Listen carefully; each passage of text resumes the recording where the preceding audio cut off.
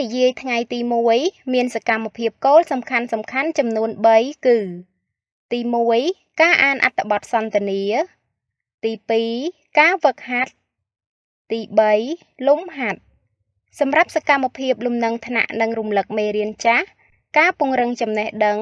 និងកិច្ចការផ្ទះគឺយើងមិនលើកយកមកសិក្សាទេឥឡូវនេះសូមអញ្ជើញលោកគ្រូអ្នកគ្រូទាំងអស់គ្នាសិក្សាសកម្មភាពគោលទី1ការអានអត្ថបទសន្ទនា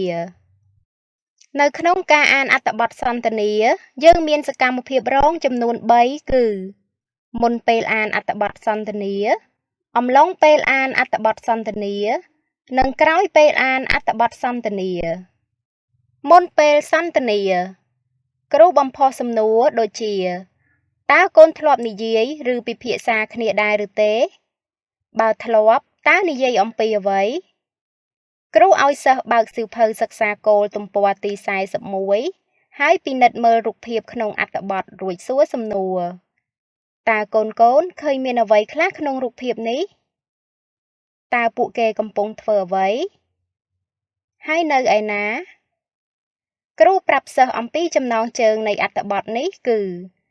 ការណែនាំមិត្តឲ្យស្គាល់គ្នាតើកូនគិតថាអត្ថបទសន្ទនានេះគេនិយាយអំពីអ្វីអំឡុងពេលសន្ទនាគ្រូអានលើកដាក់សំឡេងតាមសញ្ញាសម្ព័ន្ធដោយឲ្យសិស្សយកចង្អុលដៃអូសពីក្រោមពាក្យនីមួយៗ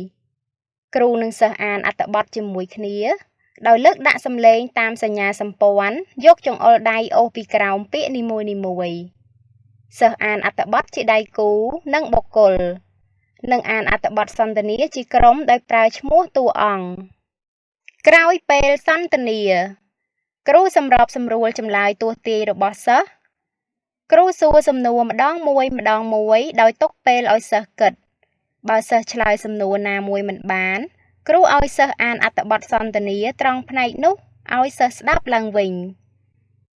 ការហ្វឹកហាត់មានសកម្មភាពរង2គឺការសិក្សាសំនួនពាក្យនិងអានអត្ថបទដោយសម្ដែងតួក្នុងការសិក្សាសំនួនពាក្យគ្រូអាចសួរសិស្សថាតើគេត្រូវប្រើប្រាស់ពាក្យឬឃ្លាចាំបាច់អ្វីខ្លះនៅពេលដែលណែនាំនរណាម្នាក់ឲ្យស្គាល់គ្នាពាក្យដែលសិស្សឆ្លើយអាចជាពាក្យសួស្តី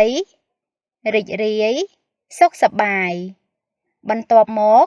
គ្រូឲ្យសិស្សចាប់គ្នាជាក្រុម3នាក់អានអត្ថបទសន្ទនាដោយបដូរឈ្មោះនៅក្នុងអត្ថបទនោះមកជាឈ្មោះផ្ទាល់ខ្លួនហើយគ្រូដើរពិនិត្យមើលតាមក្រុមនីមួយៗនិងជួយសិស្សក្រោយពីបញ្ចប់ការអានអត្ថបទសន្ទនាដោយប្រើឈ្មោះផ្ទាល់ខ្លួនរួចគ្រូជ្រើសរើសក្រុមស្ម័គ្រចិត្តឲ្យឡើងសម្ដែងតួឲ្យក្រុមធំមើលចំពោះសកម្មភាពទី3លំហាត់គ្រូណែនាំឲ្យសិស្សធ្វើលំហាត់ដោយយកពាក្យទៅបំពេញអត្ថបទសន្ទនាក្នុងទំព័រទី42ដោយប្រើឈ្មោះផ្ទាល់ខ្លួននិងឈ្មោះមិត្តភ័ក្តិសិស្សអានលំហាត់សន្ទនាដែលបានបំពេញរួចជាក្រុមដែលមានគ្នា3នាក់ដោយអានលើកដាក់សំឡេងតាមតួអង្គដូចជាការសម្ដែងតួសូមអរគុណ